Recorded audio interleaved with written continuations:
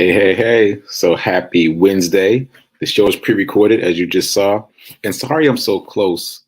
I haven't figured out my angles yet. Clearly, I'm on location. So let me do my intro stuff and then we'll come back to where I am and what I'm doing. So this is Wednesday, the 16th day of February. 16th day of February. I don't know why that went out of my head. And this is the 33rd episode of season 3 of the Be Your Own Hero show. And I'm your host. I'm Sekou. I am a professional creative and the creator of the Hero Ministry movement, which is my effort to uplift and inspire the unhoused community. HERO is an acronym. It means helping everyone reaps optimism. In other words, helping others helps you. It's a reciprocal action. As you help others, you help yourself. Trust me, it works. Anyway, shout out to New Thought Media Network for allowing me the space and the opportunity to be here to talk about my journey of becoming my own hero.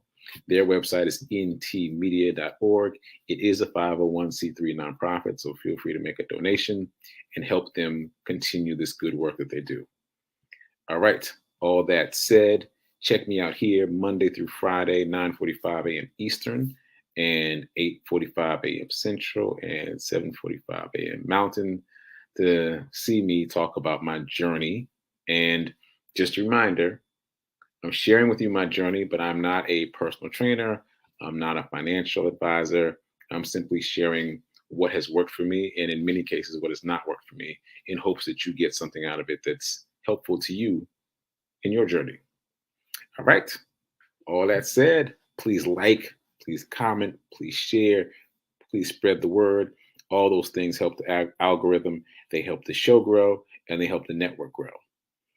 Okay, so all that said, this is season 3 again, and season 3 is the doing season, where I'm talking about things to do, actions to take, and specifically actions to take in your financial world. Because for whatever reason, this show has become a show about abundance mindset, about wealth, and about changing your financial circumstances. Okay, so I'm on location. Clearly, I'm on location, and the reason I have my glasses off is because I couldn't figure out how to get the glare off my glasses. I may have to rearrange the room for the next show, but we'll get there. I'm on location in Jackson, Mississippi. I'm here with Nissan. Shout out to Nissan for bringing me out to Jackson, Mississippi. There are about 5 or 6 journalists who are here with me. Maybe 5 or 6 total. Anyway, we flew in from various parts of the country. Nashville, obviously, Atlanta, Ann Arbor, Michigan, I think. I'm forgetting. Oh, Miami. I'm forgetting a couple cities, but we've come here from everywhere, converged in Jackson, Mississippi to celebrate the 30th anniversary of the Nissan Foundation. Here we go. First show and tell moment of the show. Nissan Foundation. This is a notebook that they gave us today. It was in the gift bag. Maybe I'll pull something out the gift bag every day to highlight. Anyway, this is one of the things from the gift bag. It's a notebook from Nissan. Look, it's got Nissan Foundation on the front. And it's got the Nissan logo. Can you see that? Yeah, on all the pages. Very cool notebook. Anyway, it's the 30th anniversary of the Nissan Foundation. The Nissan Foundation, as it sounds, is a foundation created by Nissan to do good work. They were created in 1992, and since then they have given over $13 million in money to various nonprofits, all of which is around the idea of diversity. The idea of diversity, helping people understand and value what's different about all of us. So I'm very curious to learn more tomorrow when we go to, well, you know what? Let's save tomorrow for tomorrow. Let's stick with today. So today we all converged in Jackson, Mississippi, and we went to the Nissan plant in Canton. I just want to make sure I got the name right, because it's similar to another city I know, so I just want to make sure I got it right. In Canton, Mississippi. So we went to the plant in Canton, Mississippi, and it was very, very interesting. I've been to automotive plants before, but this one really struck me. So let me come back to that. Let me do all the things I usually do, and I'm gonna come back to it. Obviously, this is going to be a special edition of the show because I want to talk about Nissan a little bit. So what I would typically do is shout out to all the heroes in the chat. But again, this is a pre-recorded show, so I don't know who the heroes are, but shout out to everyone who's watching and everyone who's watching the replay. Don't forget, the show is always available on Facebook and on YouTube. So run streak, when you see this, it will be day 261.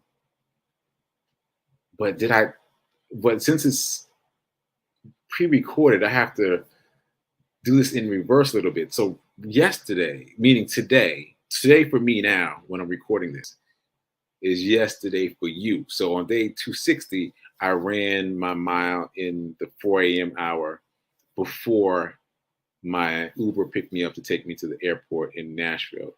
And I'm glad I did that because once we arrived in Jackson, it's been busy and I didn't get a chance to run again because I was going to add some more miles. But I was like, let me run before my flight just in case. I'm very glad I did that. Okay, so you're seeing this on day 261 of my run streak. It's been cool that there's been some interest in my charity run here within the group. Some people are aware of my run streak, which is also very cool. And so we'll see what that brings, both in terms of the charity run for Mr. Charles and in terms of the run streak. And I had a really good conversation with some of the folks here today about how can I phrase this? About how to expand the story around the run streak. More to come. Let's put a pin in that. Okay, so other things I want to talk about. Mornings in, yeah, we talked about the 4 agreements. Just to recap, the 4 agreements are: be impeccable with your word, with yourself. Be impeccable with your word to yourself. That's better. Be impeccable with your word to yourself. Take nothing personally. It requires willpower. Take nothing personally. Don't make assumptions. Also requires willpower. And do your best.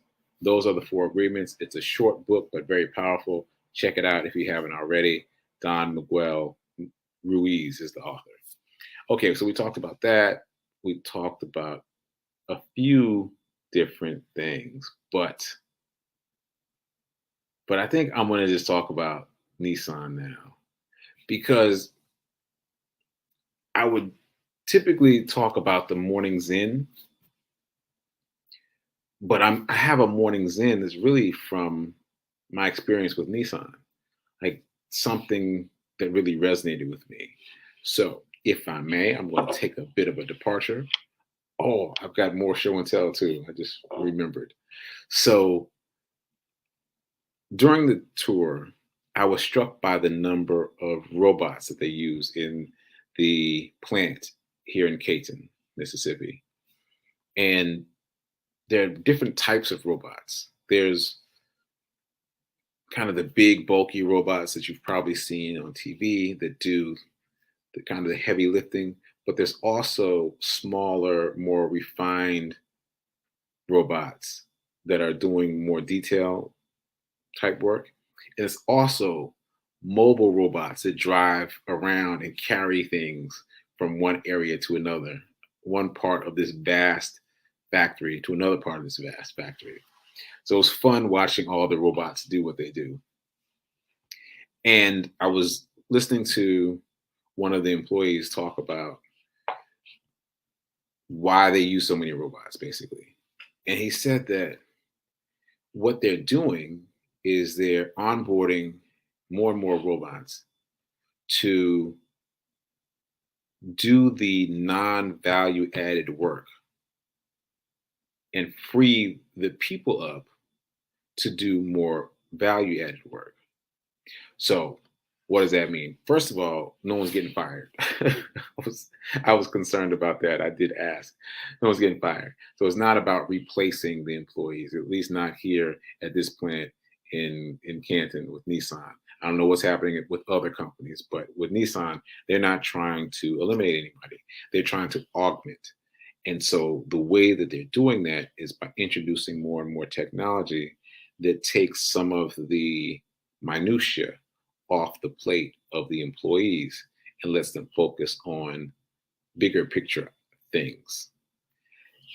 Now, the reason that struck me is because it reminds me of our talk about high income skills. Remember, I guess it was a couple weeks ago now, maybe even a couple months ago, where I discovered and shared with you high income skills. This concept of maximizing a skill that you have or can get that does not require a college degree, but can earn $100, $100 an hour, or $10,000 a month, or $100,000 a year, whichever of those numbers appeals most to you. But it can earn a significant amount of income, again, without a college degree, and therefore move you to a different level of financial security. So the reason why the value added conversation reminds me of high income skills is because it's about being specific and choiceful. And I think these two concepts go together. So back to the Nissan example. I actually asked for an example of what's value added, what's non-value added. And so the example they gave me was like the robot is doing the labor of putting together this door, let's say, right? Just putting, it wasn't putting together the door, it was sealing the door. So like if there was a moonroof and they wanted to make sure that there was no water coming through it. So they were making it more efficient by having the robot seal the moonroof, right? And then that frees up the person who would be checking every seal on every moonroof that came through their station all day. It frees them up to just make sure it was done correctly by the robot. So it's the same work, but you've eliminated much of the strain of doing the work, right? So you've got these two parts, the non-value added part, the small minutia, and then the bigger picture part. And if you apply that to high income skills, then what you would do, this is my intellectual leap, my intuitive leap, what you would do is outsource some of the minutia of your high income skill so that you can focus on the bigger picture, so that you can focus on the value added things. And that's not something I thought about before when I talked about high income skills. I just thought about just learning the skill and mastering it. And sure, that's great, but I really like the way Nissan has it divided, this kind of demarcation between what's really important for adding value, what's really high level, and what's more minutia. So my intention, having said all that, is to continue working on some of my high income skills, but also outsource some of them minutia. Like I might hire some people to do some small things so that I can keep my focus on the bigger picture things that only I can do. Because if I keep doing all the little small things, I won't have as much brain power to focus on the bigger picture things. And that was a great lesson that was driven home to me by the way Nissan does their thing, by the way their hierarchy is set up within the company. I thought that was really dope. So I don't know if anyone else in the group felt the same way about those comments, but they really struck me. And obviously, I'm still talking about it, still thinking about it. So shout out to Nissan for that insight, and I will take that with me and do something with it. And just generally, shout out to Nissan. We've had a good time. We've done a couple meals together. We did lunch and dinner together. We've experienced a number of the vehicles in moving from the airport to the hotel to the various dinner places. The car that I'm in is the Nissan Armada, which is one of their bigger SUVs. It's been really nice. You can check my social media. You can see some images and some video of the Armadas. And yeah, it's been fun. So that's a period. That's a period, end of my inspiration / morning zen that was inspired by Nissan. And now typically I would talk about abundance, right? So let me do that. It's still going to be about Nissan. It's still going to be about Nissan, but let me do the introductory stuff. So there's this affirmation that we've been doing. Let's do that together. I hope you guys are doing this at home. Hope you guys are reading this out loud at home. All right, let's do it. I am so happy and grateful to be a multi-millionaire in every area of my life. I am so happy and grateful to be a multi-millionaire in every area of my life. And my usual quick reminder, if you only spend, you'll stay poor. If you only save, you'll stay middle class. But if you want to become wealthy, you must invest. It's not optional. As we've learned on this show over the course of the past 3 seasons, it's not optional. Okay, so Winning Wednesday, abundance, and how it links into Nissan. This is so fascinating to me because just yesterday on this show, I told you about Doji candles, right? So let's go find a Doji again to remind you what it looks like. This, my friends, is a Doji candle, right? This is one of the many candlesticks like this, one of the many candlesticks that make up the candlestick system for reading the stock market. This is the Doji, right? Which means, whoops, that still tickles me. Anyway, so we're riding in this tram around the factory, and I saw something move near my feet. And I reached down and found a bolt. And here is the bolt, right? Picked up this bolt. And you know what really tripped me out? The first thing I thought was, oh, it's a Gravestone Doji. What? So it's working. This process of immersion in these financial terms is working. First thing I thought was it's a Gravestone Doji. Well, I guess the first thing I thought was, where did this come out of? Are we good? And then the second thing I thought was, this looks like a Gravestone Doji. Okay, to explain, Dojis, these come in different shapes and sizes. They're always flat. When you look at the green and the red line, they're always flat, flattish at least. But there are different variations, combinations, permutations. And this is one of them. Like this part is a bit fat for a Doji, so imagine it a little bit thinner. But this long candle wick in this formation with the flat bottom part and a long candle wick for the candle, this is called a Gravestone Doji. I don't know what it means yet. I don't, but I'm getting there. The fact that I looked at this nut and thought, oh, it's a Gravestone Doji means that I am getting the hang of this candlestick system, which I just put back up on screen, which is great because it just reminds me that it's just a learnable skill. It's just a learnable skill. And it seems so daunting, but the more I study these candlesticks, the more I'll be able to make sense of this. One day soon, I'll be able to make complete sense of what this means. I have faith in that. Okay, so just recapping, this bolt reminds me of the shape and size of the Gravestone Doji, not to be confused with the Dragonfly Doji, right? When the cross is at the top, it's called the Dragonfly Doji. See, I'm learning. And also shout out to Nissan for the wisdom around outsourcing the non-value added tasks to get them off your plate so that you can focus on the really important things. We did the show and tell here.